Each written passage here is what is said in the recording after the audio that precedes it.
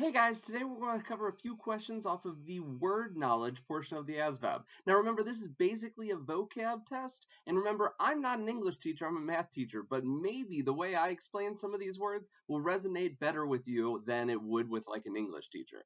Well, let's go ahead and see by diving right into the content for today.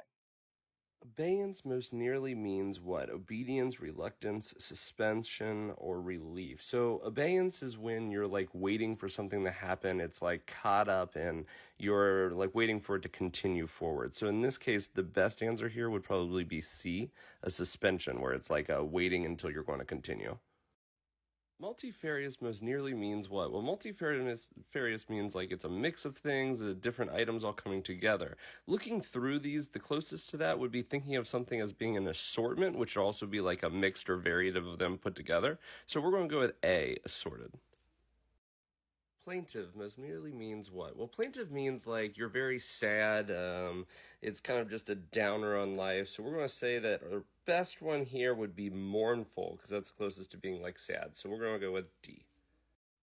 Darcy found her mother's inveterate beliefs intolerable. So what does inveterate mean? Well, this is another one of those more difficult words, probably one you haven't seen much, but inveterate means like it is something that's been taught to you, it is a habit at this point, it's something that would be really hard to change about you.